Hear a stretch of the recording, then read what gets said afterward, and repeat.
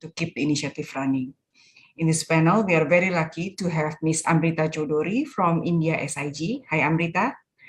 Mr. Glenn McKnight from Virtual School of Internet Governance, Ms. Sabrina Lim from APrIGF. APrIGF is a specialized regional academy of internet governance organized by Korean Internet Security Agencies and ICANN for the youth.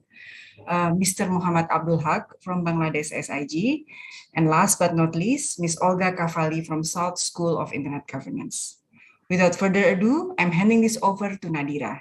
Nadira, the floor is yours. Yeah, thank you. Thank you, Shita. I would like to also thank all our speakers who are being with us here and sharing their experience in their respective School of Internet Governance. I am on the Executive Council of Asia Pacific School of Internet Governance, and I will brief you a little bit about our experience in what we have done last year. We started by consulting our community by sending a survey on the logistic during the pandemic. And we kind of asking them about the duration, the time, whether to have it an open participant or registered participant. And the focus was in the meeting, the results of the meeting was focused on the format of the session to have it a moderated discussion topic, rather than lecture that in the capacity building programs. Usually we have lecturer to have in-depth discussion. Then during the meeting, we try to simulate as much as possible the face-to-face environment. But on day 0, we have a ice-breaking session. And also we have kind of some certain activities on social media to activate the program. And during the meeting itself, the sessions, the workshops themselves, we some of the session we have a breakout rooms. For sure, the times limit is not completely different than the face-to-face meeting. After the meeting, we had another survey to ask the community of our alumni and the leaders in the field. That's the community that we serve, about their what to do after the meeting. And we found that they need an elaborated topics. So we held 2 webinars, one so far, one on cybersecurity. The second one was on social media governance. And in the coming webinar in October, we will have data protection, privacy and data protection. As for what I anticipate and for the challenges we are planning for the coming program, we are not sure if we are going to have it with the travel restriction, whether we want to have it hybrid as we planned or not. So with this, I will leave the floor to our first speaker, Amrita Chaudhary, to share your experience. The floor is yours, Amrita. Thank you, Nadira, and hello, everyone. I'll just share the INSIG perspective, which is the India School of Internet Governance. We are entering the 6th year this year. We not only have fellows joining in from India, but also the SAARC region, as well as from African and other regions too. Now, if you ask me in one word, what has been the impact of the global pandemic on schools on internet governance, I would say mixed. School of Internet Governance are capacity building institutions and initiatives where we train people from different age groups, different communities, or at least give them a high level understanding of why internet governance and why they need to be associated with it, and pique their interest so that they can participate in other events. The face-to-face mode obviously has changed during the pandemic. And in India, we had a raging pandemic, so there was no question of people meeting. So we had to tweak the program. Normally, our programs are intense 3 days with a ground day 0. And we have normally classes from 9 to 6 p.m. and then we have social. So there is the educative part, the training part, and then as well as the social part of intermingling, communication. Now that goes missing in the face-to-face. We had to change it to a 4-day program with a day 0, and we had to have at least 2 or 3 sessions per day. So the number of sessions went down. So we couldn't cover many issues which we wanted. We could accommodate more people from different parts of the globe. However, we were also aware there was Zoom fatigue. People were multitasking with their day jobs. Normally, when they come to a place, they leave behind most of their baggages and they focus on the course. But when you are online and doing it from anywhere, you really don't know. You might be doing something else. One of the advantages were we could get speakers or participants from across the globe if the time permitted. But again, when the speakers are there in person, it helps people to ask personally questions, which many times people may be shy in raising online. The timings changed. We had different timings. I think it suited many people. The session formats changed. And we found people innovating and making it interactive. For example, last year we had it for Mumbai. We couldn't show them, most of the people, how the city looks. So we had the Mumbai team, who was the host team, prepare a video and share what are the places to visit, things to eat, and it was appreciated by many people. So I've seen that innovation is one thing which people are coming as to how to keep people engaged. Funding is also an issue because, when you are having an online event, mostly the funders would not be funding you, saying it is online, where are the costs? There may be a few costs, but that becomes a challenge. And it is also personally challenging for many of the volunteers who do it. Last year, while, conducting it, many from the team had COVID, but they were still, doing it. So these are challenges, personal challenges, and mostly they are volunteers trying to do things. So it becomes difficult. People do overcome this. I think we will never go back to the pre-pandemic days of face-to-face only, but we may have, but still there would be a hybrid element involved. So I would say mixed. We are learning, we are still trying to cope and find out a best mix. But have we got it right till now? I don't know. I think we are trying to, all the schools are trying to do what they can with the limitations they are seeing. So that's all from me, Nadira. I hope I've kept up to the time. Yeah, thank you. Excellent. No, the time was perfect for you. And thank you for highlighting most of the challenges we also faced and how you overcome, and particularly the innovation. Talking about the innovation, we moved to our second speaker, Glenn McKnight. For they innovated a program and looking forward to hear their experience. And it's been an ongoing program. The floor is yours, Glenn. Glenn is with us. Glenn, you're muted. Yeah, it muted itself. So I didn't mute it, but somebody muted me. But here I am. Thanks. Amrita did say a lot of the things that is true for ourselves, and I'm sure it's true for everyone else. Let me just give you our personal experience, how we got into this, and one of the things we look upon, a school of internet governance, whether it's virtual or otherwise, basically surviving COVID requires a dose of education. So we're looking at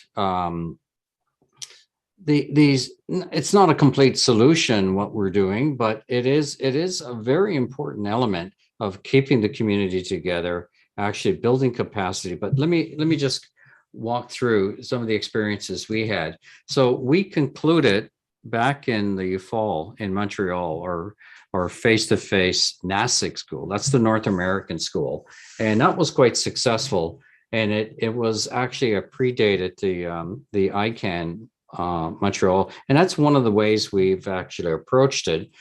Each of the every year we've been doing the North American school before the going into the ICANN meeting, and as you all know, the ICANN meetings have been forestalled. So we were planning to do the next school in Washington in 2020, and then Seattle in 2021. But the reality sunk in that there was no way in hell that we were going to be able to do any of this. And so we started looking at ways of doing this. And this was, if you recall, in the early parts of 2020 with COVID, you were running into issues of Zoom bombing. You were looking at, there wasn't really the solutions that were out there, whether WebEx or others. And some organizations, Coursera and FutureEC and a number of them were doing it, but extremely expensive. And so we had to look at a new reality. And so what we did, and starting in May of 2020, Alfredo Calderon and myself started looking at ways of creating an online program. Not to say we wouldn't do NASIG, which we will do a virtual one in November, and then hopefully a hybrid or face-to-face one in San Juan of next year. But we needed to come up with a virtual webinar format that was of value to the sponsors, because the whole purpose of this program had to be free. It had to have controls, because as I mentioned earlier, the Zoom bombing was a big problem. It had to have some methodologies built into it, and MOOC was what we settled on. We settled on Moodle, the Australian tool. It had to provide administrative control on attendance, dropout rates, graduation rates. It had to come up with all the parameters that a normal school would do. That's face-to-face. Faced with that, also marketing this idea, recruiting people, recruiting the speakers to be on a weekly basis was a major challenge. And then we basically needed to look at the idea, is there going to be accreditation or certification? So all of this stuff was big things to think about. And again, we looked at online experiences, and like I said, it had to be seamless. It had to be a bulletproof online experience. There had to be a clear academic track in testing. And then we looked at many of the examples: Coursera, GSMA, edX, Allison, Unitar, ICANN Learn, and all of them had elements that we liked, and many of them didn't have what we deemed a community experience. But as you know, COVID came along. It's a crisis, yes, but it not only it's a danger, and we all harp on the danger, but we sometimes forget the opportunities. And I would say there's been some great opportunities. I'll just do a time check. I have a minute or two, Nadira? Yeah, 30 seconds for you, yes. Okay, so we've turned this into some, now we're rolling into our fifth program in English, our first program in Spanish back in, that started this month as well. But on tap, because we want a multilingual program, we're hoping to launch in the new year Portuguese and French in 22, and we've reached out to potential sponsors and supporters like UNESCO. We have as an MOU for Russian, and we're talking Bangla, Hindi, and Chinese. So from a little concept, because we couldn't do the face-to-face, we morphed it fairly quickly into building a product that now actually, over 600 students later, it's proven successful for us. Not to say we're not facing challenges and issues, but we'd love to see other courses as well. But I think that's excellent. Yes, excellent. What you've been, especially, thank you, Glenn, especially you target a wider, the global, you reach global participants. This is another thing in contrast to our regional or either national SIGs. And thank you for highlighting the technical issue, the technical challenges that we are facing and Zoom bombing. This is an issue we kind of assume it's and oversee it. And it is good that good point highlighting it here. And as the future of the moving to our third speaker, Sabrina Lin. And as we know, the capacity building, we targeting in newcomers, and the program of APrIGF is just to have directed to youth, and that's our future generation, future leader into this field. So the floor is yours, Sabrina, and share with us what mean and hope that we are still recruiting newcomers to this area. Thank you. Thank you so much, Nadira. Thank you so much for that wonderful introduction. And truth is, I'm happy to share that we are still seeing youth and newcomers who are interested to want to come. So that's a good sign for us. In fact, that's one of the key reasons why we decided to still even go ahead and organize some form of APrIGF in a virtual form this year. So maybe just very quickly, before I get into further details, I'm just going to take everybody through a very brief background about what APrIGF is like, for those who may not be very familiar. So APrIGF is the Asia Pacific Internet Governance Academy. It was started in 2016. It's co-hosted by ICANN and the Korea Internet Security Agency, which is KISA. Sorry, I hope everybody can see my slides. Yes, okay. So we don't do this alone.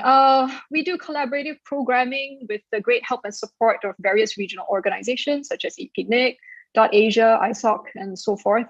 It's targeted at youth leaders across the entire APAC region, aged 18 to 35, because most of them tend to be university level students. It's held annually in summertime, during summer break. It's for 5 full days in Korea. And we usually have a very highly hands-on interactive sort of program. So maybe not so much on the lectures, but a lot more on gameplay, role-playing, discussions, and so forth. And we're very happy and proud of our alumni, especially knowing that 1 in 4 of them continue to actively participate within the wider internet governance space, whether at ICANN or elsewhere. So you can imagine, if this is traditionally how APrIGF looks like, you can imagine that when it came to COVID. So essentially last year, we had to just cancel it outright. Basically, no travel was possible. And we felt that if it was going to mean uneven participation from different parts of the region, because some people can fly and some people can't, then we wouldn't be comfortable with that sort of thing. So as much as possible, since there wouldn't be equal participation, we couldn't go ahead with it in physical form. At the same time, we didn't have much experience with like how you organize virtual events yet, let alone how we're going to organize a virtual school.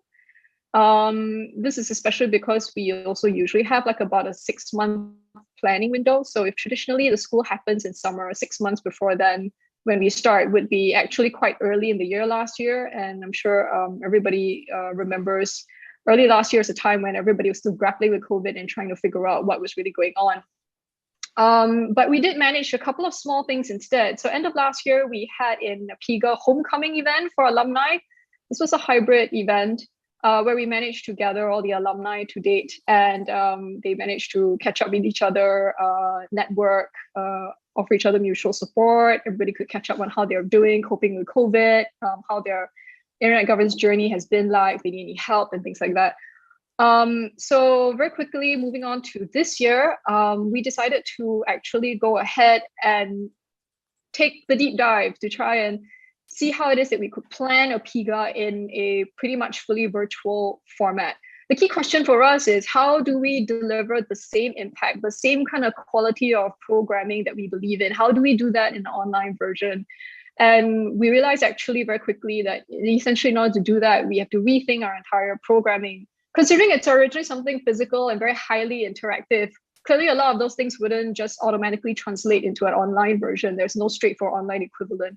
So we pretty much took our program back to the drawing board. We stripped it down, looked it through, we sorted through what might work, what might not work in online form.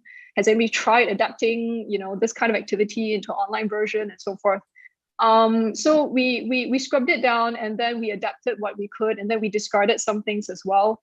The other thing also that we looked at in order to try and adapt APrIGF online is that we tried to play to the strengths that there might be.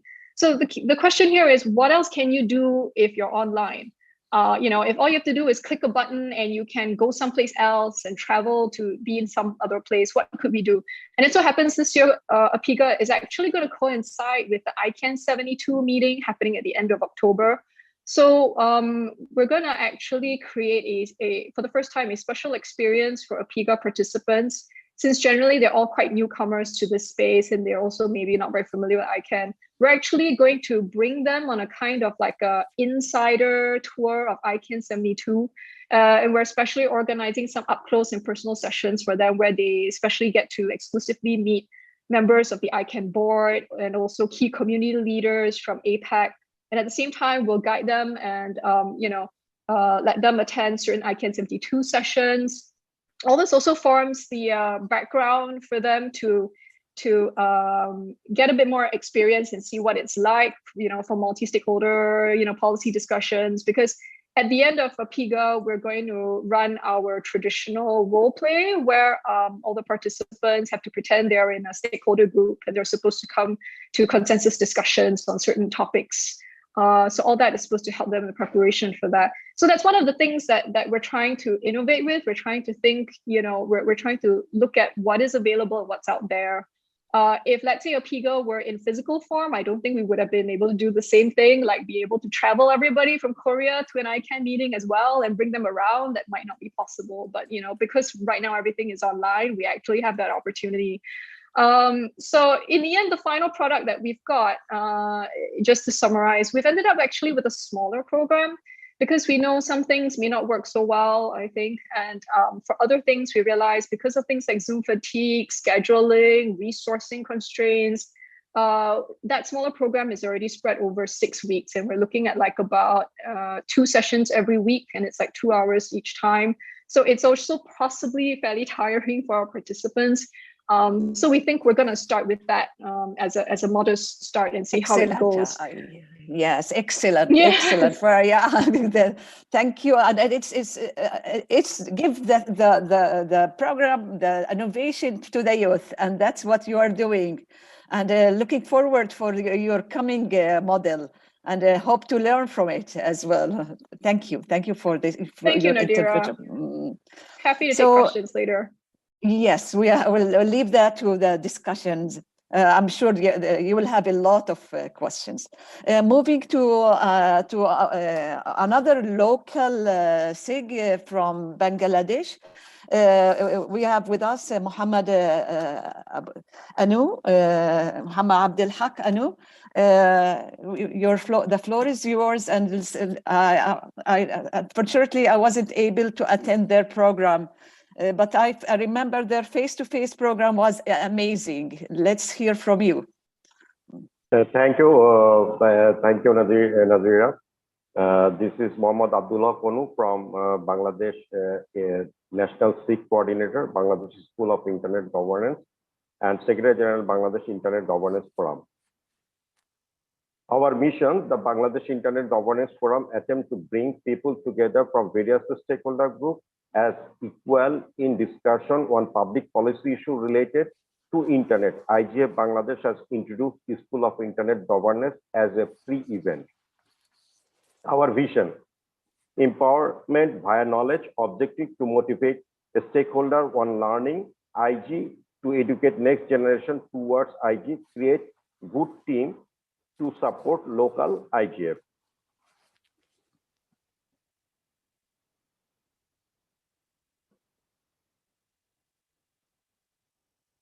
We are organizing first IGF 2017, and next year we are organizing 2018 our second BTC.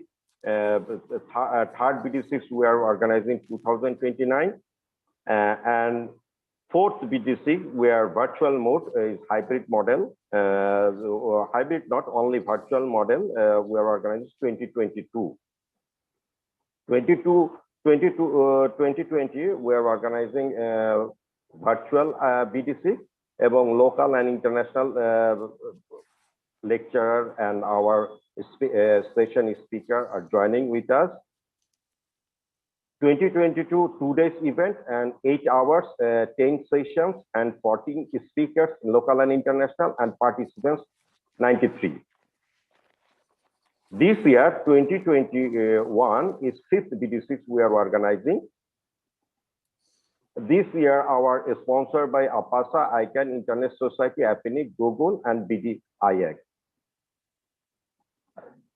This year, BD6 2 days, 10 hours, 11 session, 27 local and international speaker, and participant 256. Our opportunity and challenges this year we are facing. Connected rural areas, this is our opportunity. Ensure youth participant, this is our opportunity. Create a community in rural area, this is our opportunity. Increase willingness about the school among the stakeholders. Challenges, organize advanced level school for the BDC graduate on emerging technology. Lack of lab support for the graduate. Could not develop a country level resource pool on local language. This is our challenge. Curriculum could not recognized by any education institute. This is our challenge. Achievement. BDC graduate 464 stakeholders in 5 batch and mobilize stakeholders including government sector, civil society, private sector, technical community, academia, youth, and media. Policy expert, resource person, policy makers share their knowledge and strengthen the capacity of the stakeholder on the internet process. Galvanizing effort for nationalization and localization of internet governance in Bangladesh.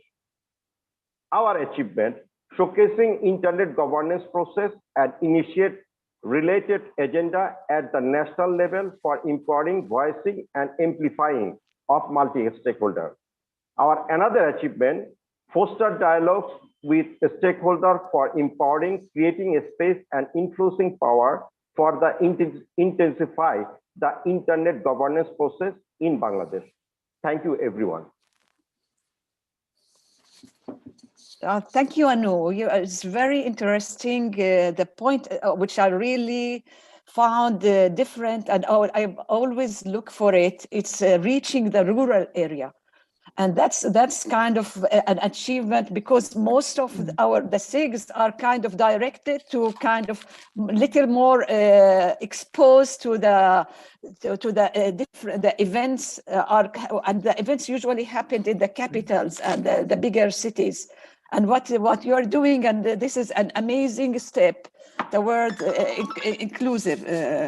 So I congratulate you for that, and thanks also for having the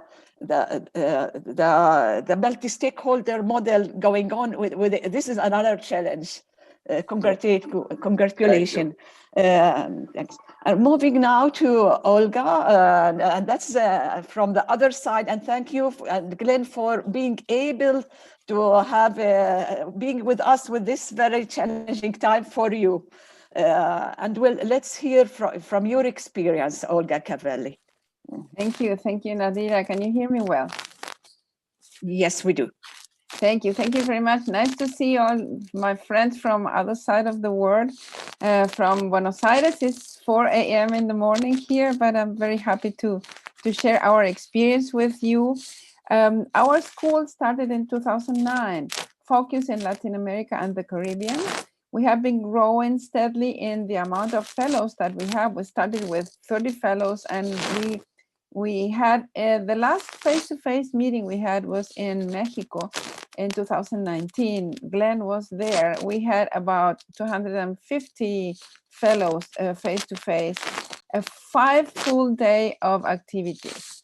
So when the pandemic started, we had this question, should we do it? How we do it? How can we arrange such a big program with all these people in a virtual format?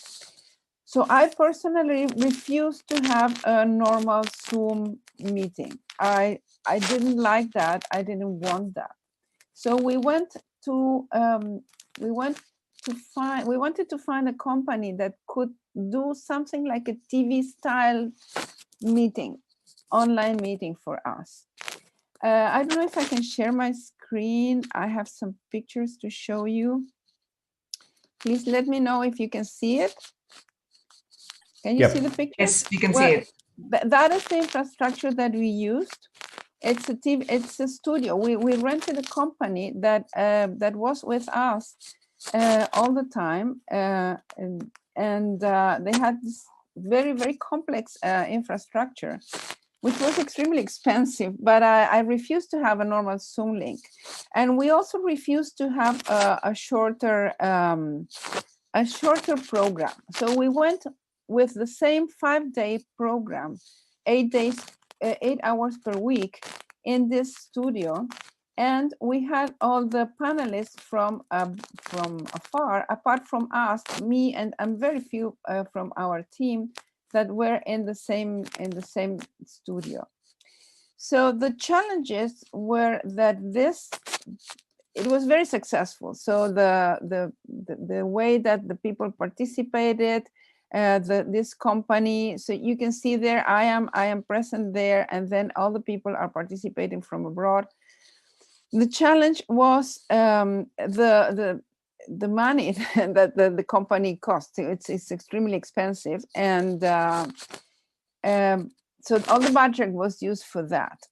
Other challenge was to have the fellows engage through a 5-day program with 8 hours per day. But we had a very high attendance, about 200 people per day. We set everything on YouTube as well. So we have translation English, Spanish all the time. Since the very beginning, 2009, we had translation.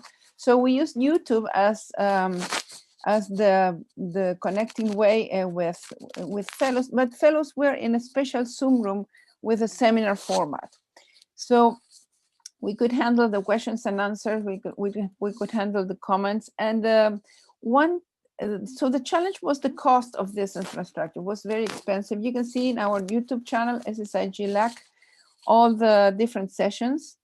We usually had more than 100 speakers. So we had 100 speakers plus in last year, and much more fellows from abroad. And the thing is that we had fellows from all over the world, even from Asia Pacific. So big challenge was the budget. Big challenge was having the people attending the 8 hours program. And this year we added, we will do exactly the same next week. So if you can participate online with YouTube, with our YouTube channel. And the challenge was paying for this very expensive infrastructure, but the good thing is that we could have much more experts from all over the world. Usually we'd ask them to be present in our meetings, in our face-to-face meeting in Latin America, and for some experts from abroad, that was extremely, not only expensive, but it takes a lot of time to travel south. So now you can have many experts that they can allocate 2 hours in their agenda and participate virtually. So that was good, and we have fellows from all over the world. What we add this year is 2 months virtual self-assisted program to train the fellows from before. So we had 500 fellows that have been having this training that will participate next week in a 5-day, 8 hours per day program. Oh, excellent. You're reminding me with you always come with the innovation solution. In fact, you reminded me with what the Minister of Education has done here to stream the classes to the community during the pandemic, and that's excellent for ESIG. To move to this direction is amazing, but it is very costly, as you mentioned. Looking forward to your coming session, and you are welcome to share it here. here as well, so that the people can follow your coming events. With this, we end up our the first part of our the shared experience, the program that's been the issues which being raised, and let's hear from our audience and to see their point of view and their inquiries. And here we have, I'll move to this part to Shita, my colleague. Yes, thank you, Nadira. I haven't seen any questions yet, but I see the conversation between Shah and Glenn on the evaluation or the parameter on how do you measure the effectiveness of this course since it's moving towards virtual. So perhaps if Glenn, Sabrina, and all the speakers, Amrita, Olga, and Muhammad can share with us, how do you measure the parameter? Or else I will wait as well from the chat room for people who would like to ask questions. Please do so. Amrita, you want to go first? Yeah, thank you, Shita. I think measuring parameters of success depends on what issues you want to see. For example, one could be, after undergoing the course, is that participant participating in other IG issues actively or even spreading it into the community? Two could be if they are participating in the discussions within their own place.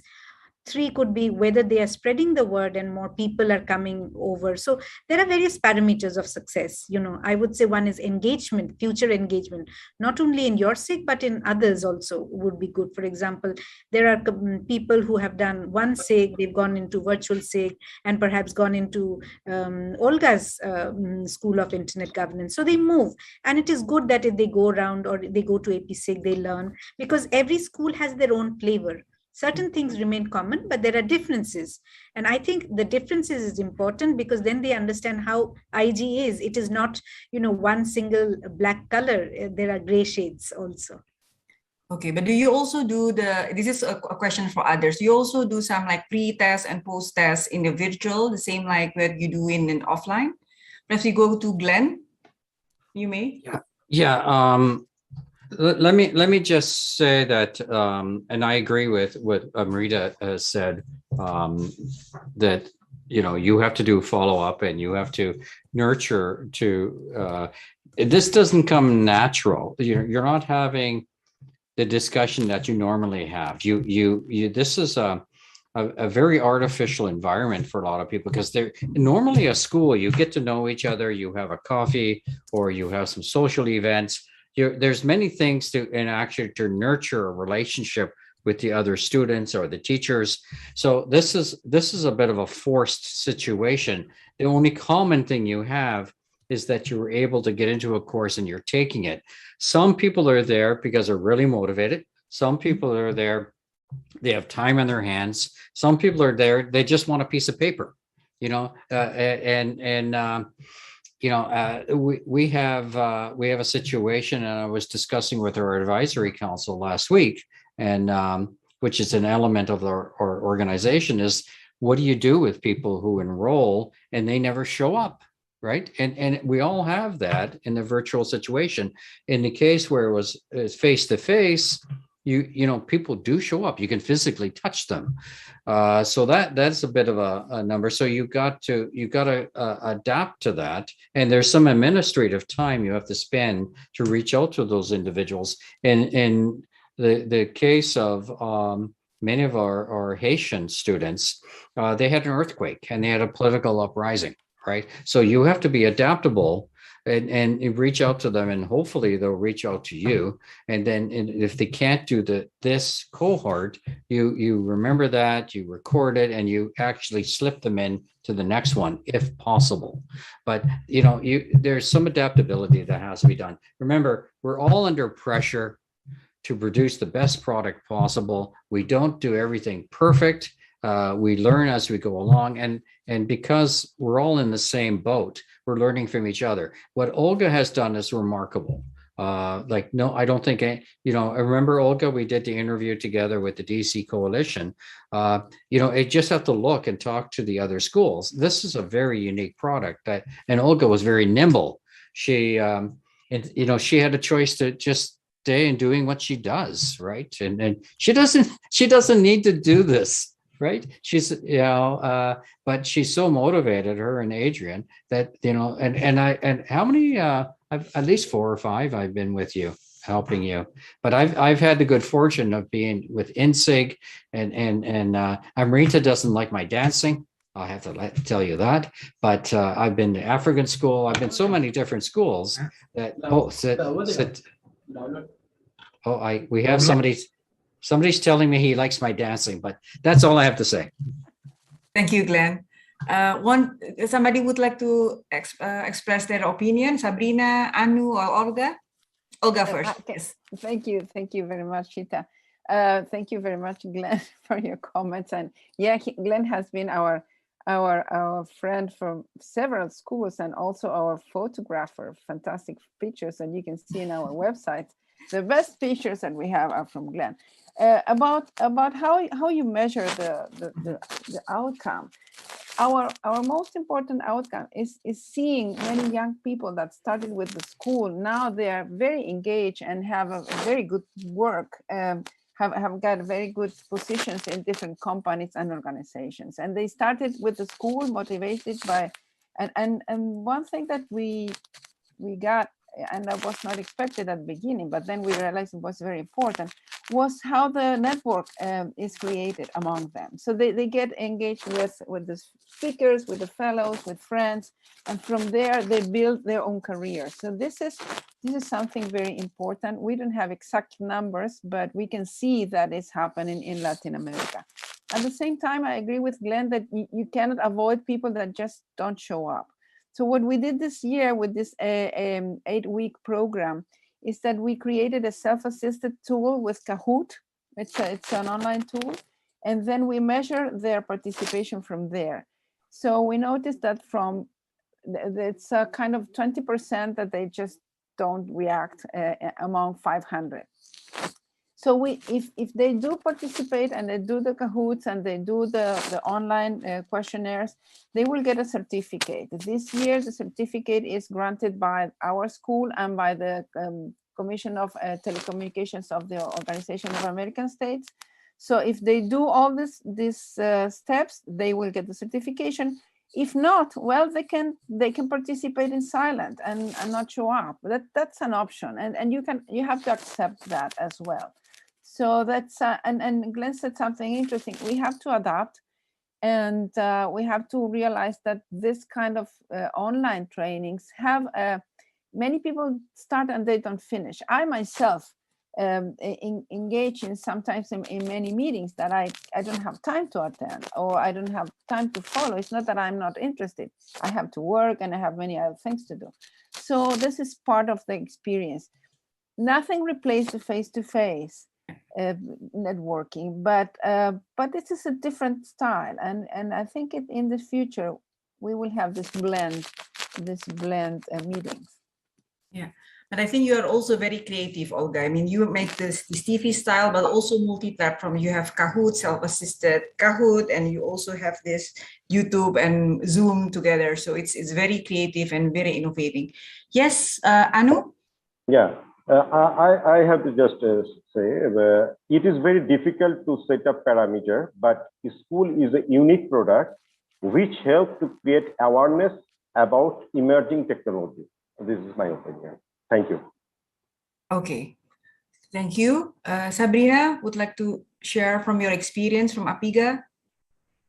Sure. I think for us at APrIGF, we see a blend of a lot of the things that Amrita and Glenn and Olga were also saying. So in terms of effectiveness, we don't really have like very, typical hard metrics to measure things by. We also look at, how active the alumni are after they finish with APrIGF, where else they go on to, are they engaged, are they, trying out different things.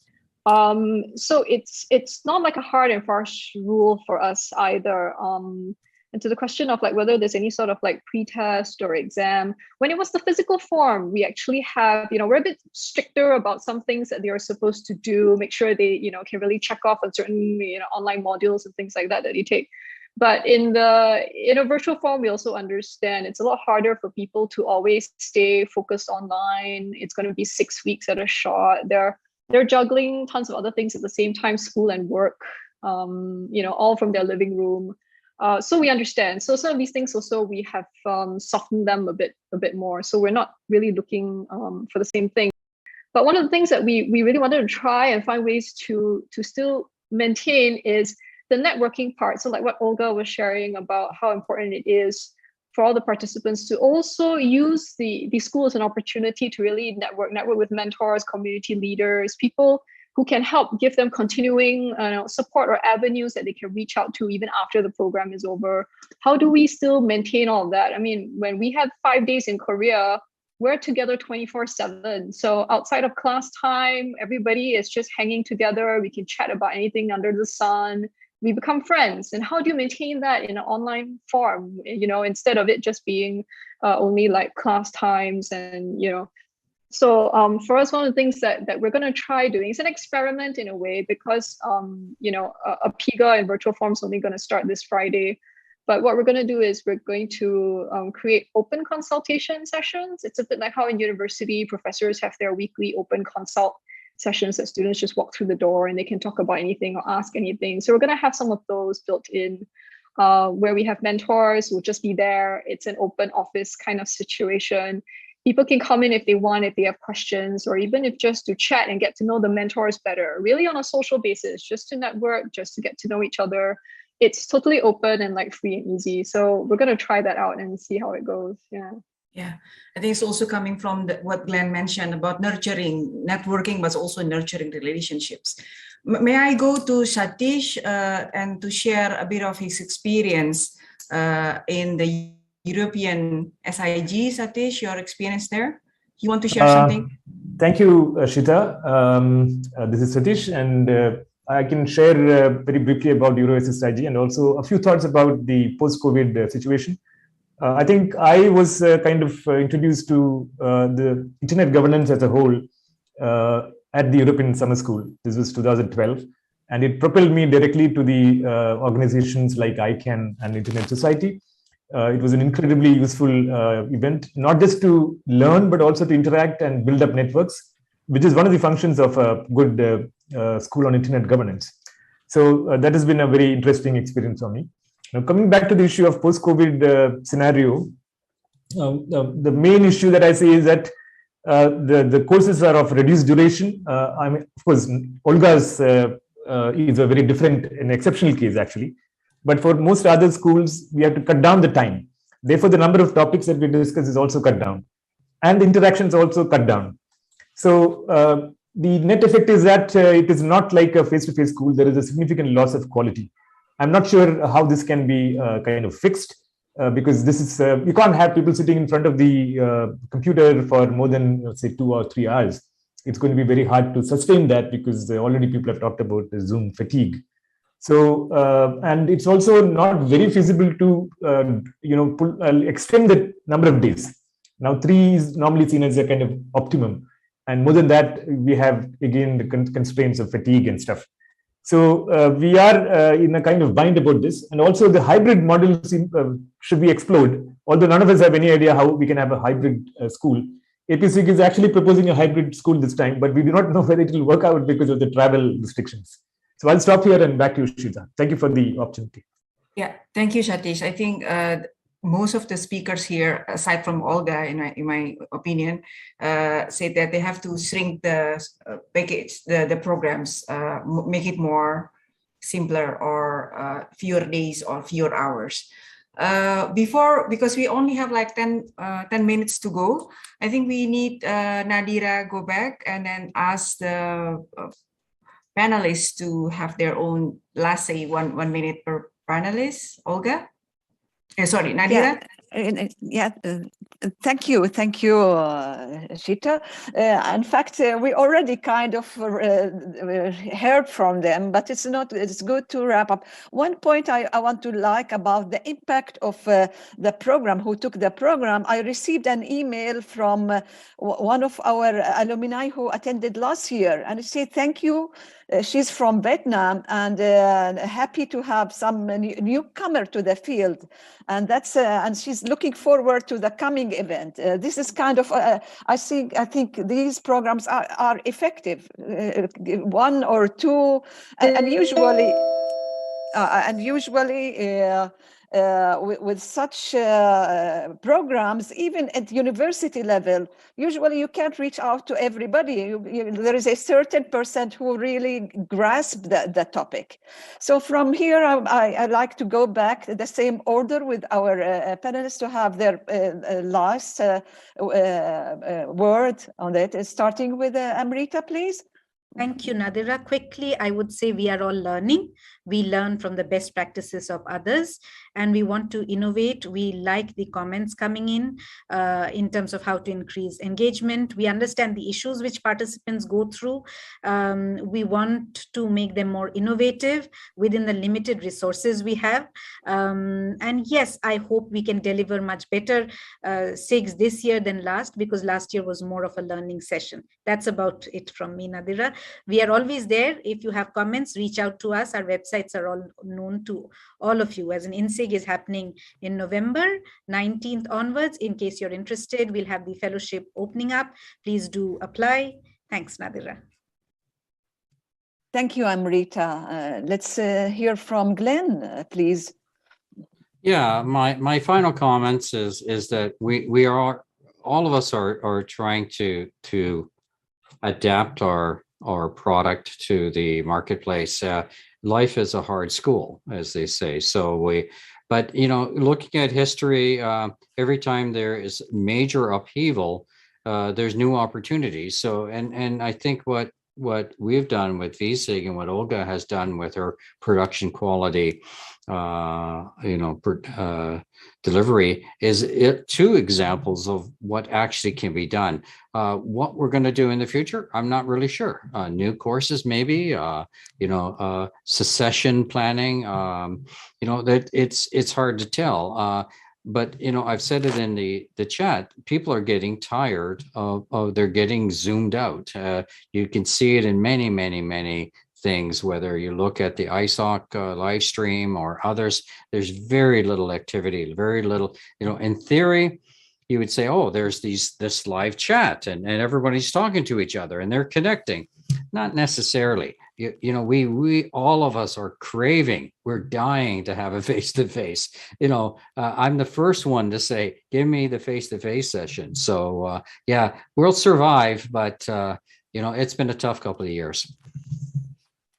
Thank you, Glenn. Let's hear from Sabrina. Thank you, Nadira. For us, for certain, we're still learning a lot. For us, this is the first time we're adapting APrIGF to a virtual form, and it's only going to start this Friday and run for 6 weeks. So if we have a session like this again next year, then maybe I may be able to have a bit of a report card to share. But one thing's for sure, our standpoint is we would love to go back to having a physical school the moment it is possible. But truth is, nobody knows the future right now. So for us also, we realize that it's better to start now, trying to see how it is we can adapt to at least have a virtual form so that we also gain that experience. Because if COVID continues and if, let's say, travel is not possible in the region and things like that, we may have to still continue doing it in a virtual form. So I think although everybody's tired, certainly I think the training needs for the youth in the region won't really go away. The needs are still there. So I think there is value in all of us trying to still continue in whatever way, shape, or form that we can to try and offer these programs for everybody in the region. And hopefully they feel the same way, since we do still see people coming forward. So thank you so much for having me on today. Thank you for being with us. Let's hear from Anu, please. Thank you, Nadira. I have just two points. We are learning the SIG process, and we have limited resource. This is our observation. Thank you. Over to Nadira. Thanks, Anu. And last but not least, let's hear for special Olga, please. Thank you, Nadira. Thank you, friends, for sharing your thoughts and your experience. We will have our 13 school South School of Internet Governance next week from 4 to 8 of October. I know the timing is not convenient for you, but some of you have joined last year, so you are all invited to join us in our YouTube channel, SSIG LAC. I will send you some brochures if you want to distribute among your community. We had 3,500 requests for fellowship, and we admitted 500. That was record this year. We organized it with the Ministry of ICTs of Colombia. It's our virtual host this year. And but the full program is open to the whole community in Spanish and English in our YouTube channel. So I think that as Sabrina said, we will see what happens in the future. But I think we have learned a lot and we have to adapt. And one thing that really strikes me is that some sponsors think that doing an online training is cheaper. That's not true. It's very expensive if you want to really make the difference. Thank you very much for inviting me. Yeah, thank you. And in fact, to the last point, I want to see an observation. We are talking about the virtual, and we have an audience here, around 60 audience, and I'm kind of wondering why we are not hearing their voice, and we allowed for this 20-minute discussion, and this is a big question. Now I'm giving the floor to wrap up the session for Shita, and thank you all. Yes, thank you, Nadira. I think yes, you are correct. I think we have to put some comments from the audience. What I got from the chat room is an appreciation from Kiane and Payo about the School of Internet Governance, especially the involvement of young people into the program, because Internet governance is very diverse, and newcomers like the youth need the guidelines for getting involved. We also have some comments from Masum, who actually shared with us this pandemic. It's not only school closures, but also really an abrupt end of some of the people's life. He mentioned about the children have begun working, married, or become parents, and definitely change the landscape right away for them. So those are the three comments that I received from the chat room. I would like to a bit wrap it up. I think there are three key issues. The first one is tweaking. So we tweak the sessions from experience. You also tweak the parameter or changing the parameter. You also tweak the process, because it is, as Glenn mentioned, it's adaptability. And Amrita mentioned about some of the innovations that she had in Mumbai. The video from Mumbai, for example. This pandemic also has made a positive and negative impact for the School of Internet Governance. The negative impact is the less interactions, Zoom bombing, cost expensive. Yeah, it's not cheaper. It's actually very expensive if we would like to do it as creative as Olga. And also funding is also difficult because it's different landscape. We will also have a positive point, such as it can include larger people. It also, I think, from the Virtual School of Internet Governance, it also can create a multi-language program so that many people can attend. From Sabrina, I heard that there is an opportunity to bring people from all over the world to meet people from ICANN, which is actually difficult if it's have to be done face-to-face. And from Anu, he mentioned about connecting to the rural and youth, which is very much necessary at this point. And last but not least, Olga mentioned about the multi-platform hybrid sessions on the TV styles, YouTube, Zoom, Kahoot, for the self-assisted program. So those are the innovations, the ups and downs of the School of Internet Governance have to face during the pandemic. I think I can close it here. And I would like to say thank you for all the participants and all the panelists. I am apologies if I'm not getting all the chat room for all the comments from the chat room. I hope you enjoy your day, whatever your time it is now, your time zone it is now. So thank you very much also for Satish for APrIGF who hosted this event. Yeah, thank you very much. I'll see you later. Bye. Bye-bye. Thank you. Bye-bye. Bye. Thank you. Bye bye everyone. Bye bye. Bye bye. Bye bye. Take care.